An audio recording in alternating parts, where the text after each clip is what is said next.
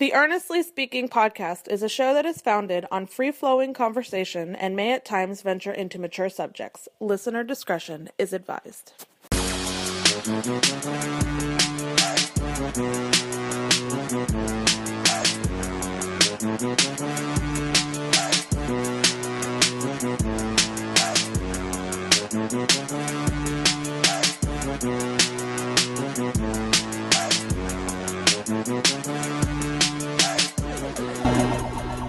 Earnestly podcast. I don't know if I should be doing a podcast right now in my condition, considering how pissed I am. Miami Heat lose, by the way, tonight. I'm recording this actually on a early Tuesday morning on the road. We have another show coming this week, another Earnestly Speaking the show coming, I believe Wednesday night. That will probably drop on Thursday morning, first thing around midnight, unless I edit faster. But the NBA season right now is getting really, really weird. The Lakers lose tonight to Memphis. It's another bad Lakers loss. The Celtics are still kind of weird right now. The Bucks were first, still have the best record in basketball. There's a lot of ways to go. And yes, we are in the dog days. But I will say this, though. For being in the dog days, there's a lot to talk about in the NBA. A lot of intriguing races going on right now in the league. And not just on top of the conferences. Even in the bottom, too. Even on the bottom. The race for 6 through 8 in the East is interesting. You got Brooklyn, Detroit. Miami's fading, obviously, now. They've lost 6 straight games at home. 9 last 11 games, something like that. It's been pretty bad. It's been really bad for the Heat. But yet, you know, all it takes is a couple days and a couple teams start to fall apart, and you're back in the thick of things. The West, too, same thing. I mean, you got, obviously, Golden State and Denver duking out for the number 1 seed. OKC not far behind. Portland's in the mix.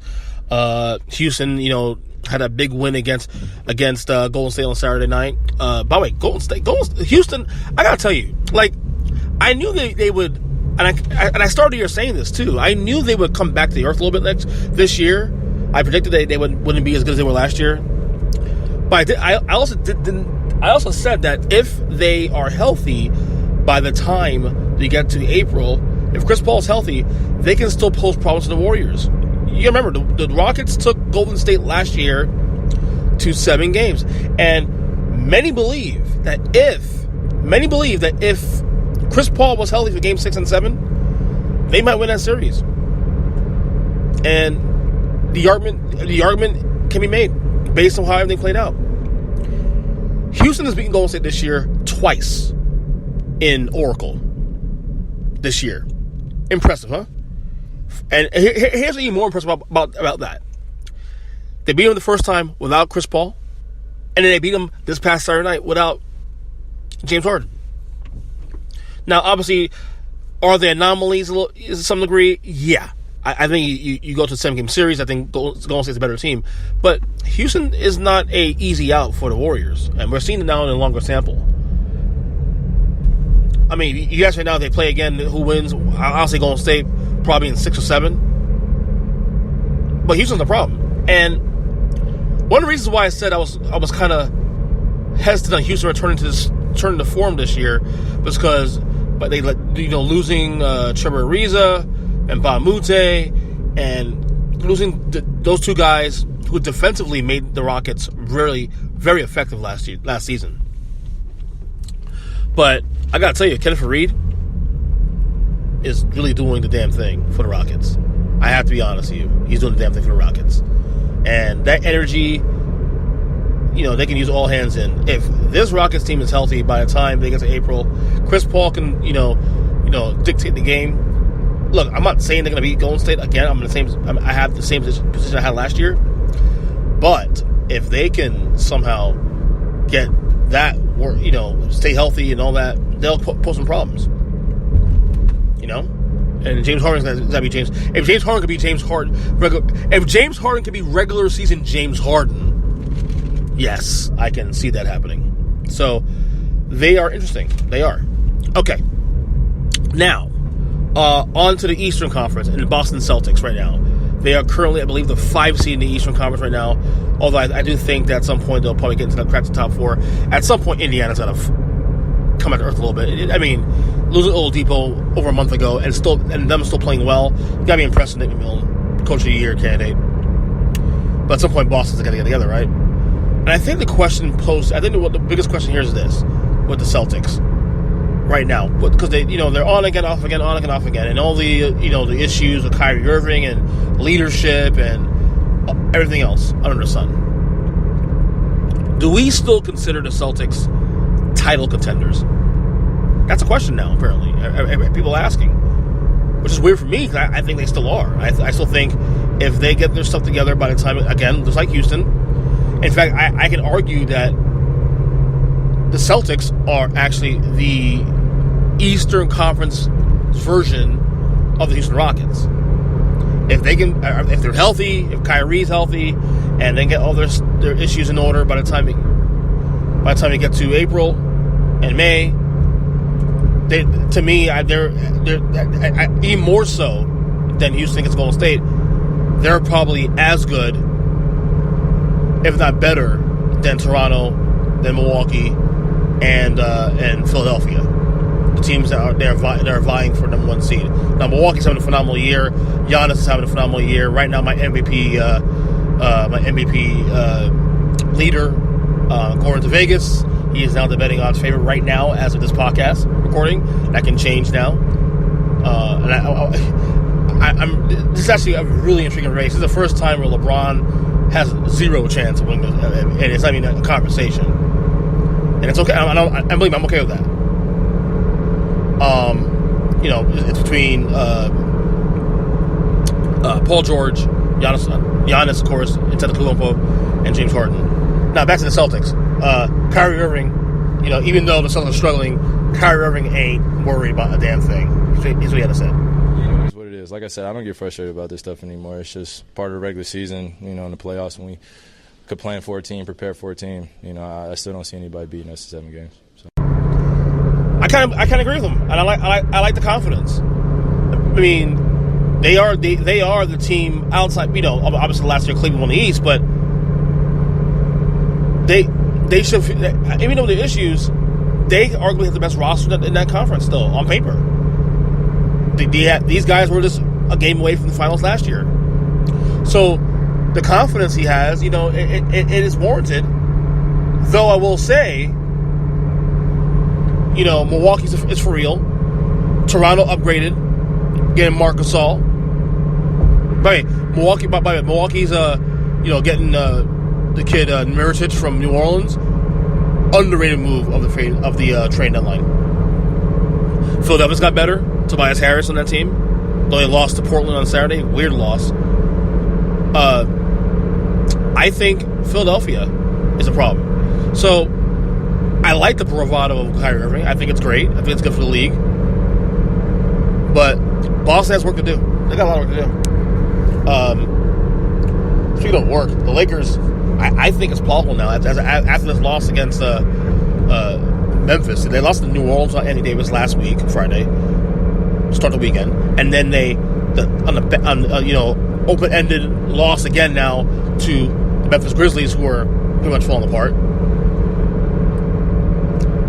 It is plausible that the Lakers will miss the playoffs. I think, they're about for 8.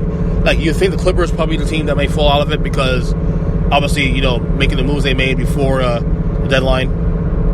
They're trying to clear cap room in hopes to get 1, 2 max players next summer. But, they're still fighting hard. The Kings, yes, the Sacramento Kings are playing better basketball, are playing good basketball. I think right now they're playing much better than the Lakers, and I think right now, if you ask me in a vacuum, who's making the playoffs? Even with the Lakers having LeBron James, I think the Kings are, their odds of getting in now have rapidly increased. And by the way, February's almost over. March will go fast, and before you know it, we're in early April. And then I wonder what decision the Lakers have to make at this point, because now I got to figure out, do you save LeBron's legs? Because LeBron said he's in now playoff mode. active playoff mode, but then loses. Now they beat Houston the first out the gate, out the playoff, out the All-Star break, and then they lose to New Orleans. Come on now, really? That's playoff mode, really? Lose to New Orleans, lose to Memphis. Come on now. Not playing defense either. Come on now. So I do think the Lakers, and I still hold firm now to what I've been saying all year long, not feeling LeBron LA thing. But now that with them on the outside looking in, it's even more interesting. And another argument that has to be made also too, and I said this on the show last week, on the return show last week, Thursday rather. If the Lakers miss the playoffs, like if the Lakers actually miss the playoffs this year, is that the sign that LeBron James is no longer the best player in the NBA? And I said, right now he still is for the time being, although the case can be made. I think the only argument now with that is, if he's not the best player in the NBA, who is? People will probably say Kevin Durant. I would say probably Kevin Durant, yes. Although, I'm still not feeling the move to Golden State, for obvious reasons. I don't need to rehash that again.